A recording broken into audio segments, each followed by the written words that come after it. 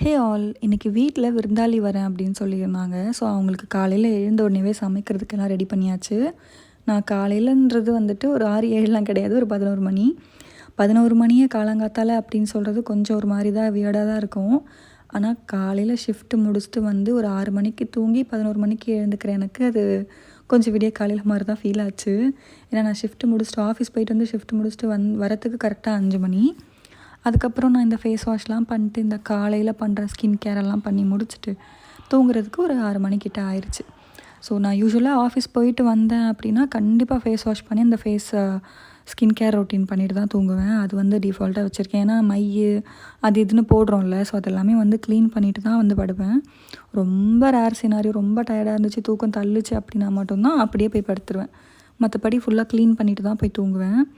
So இன்றைக்கும் வந்து தூங்குறதுக்கு 6 மணி ஆகிடுச்சா, எழுந்துக்கிறதுக்கு 11 மணி ஆயிடுச்சு. நான் வந்து இவங்களுக்கு சமைக்கணும் அப்படிங்கிறதுக்காகவே சீக்கிரம் எழுந்துட்டேன் இன்றைக்கி. எழுந்துட்டு காய்கறிலாம் வாங்கிட்டு வந்துட்டு சமைக்கிற வேலையை ஸ்டார்ட் பண்ணியாச்சு கடகடன்னு. ஸோ நான் வந்து கொஞ்சம் லேட்டாக எழுந்து லேட்டாக ஸ்டார்ட் பண்ணதுனால இந்த வீடியோலாம் எதுவுமே எடுக்கக்கூடாதுன்னு முடிவோடு தான் இருந்தேன். ஏன்னா எடுத்துகிட்டு போய் பண்ணோன்னா கண்டிப்பாக லேட் ஆயிரும்.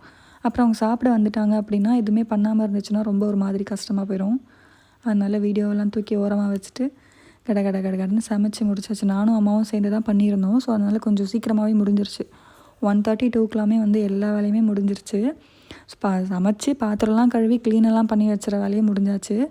அவங்க வந்து வரதுக்கு ஒரு 3 மணிக்கிட்ட ஆயிடுச்சு. ஸோ அவங்க தான் லேட்டு.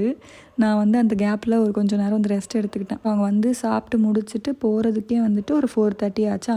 ஸோ 4:30 ஆனதுக்கப்புறம் எனக்கு ஆஃபீஸ்க்கு டைம் ஆயிடுச்சு. ஸோ கடன்னு கிளம்பியாச்சு. இந்த ட்ரெஸ்ஸை அயர்ன் பண்ணணும்னு நினச்சேன். பட் அயர்ன் பண்ணுறது கூட எனக்கு டைம் இல்லை. இந்த வீடியோவில் பார்க்கும்போது பெருசாக தெரியல, பட் நேரில் பார்க்கும்போது ரொம்ப சுருங்கி இருந்துச்சு. பட் பரவாயில்ல, வீடியோவில் பார்க்கும்போது பெருசாக எந்த டிஃப்ரென்ஸும் தெரியல. ஸோ நானும் கடன்னு அறக்க பறக்கி கிளம்பிட்டு குடுகுடுன்னு ஓடி போய் கேபையும் பிடிச்சிட்டு ஆஃபீஸ்க்கும் போயாச்சு.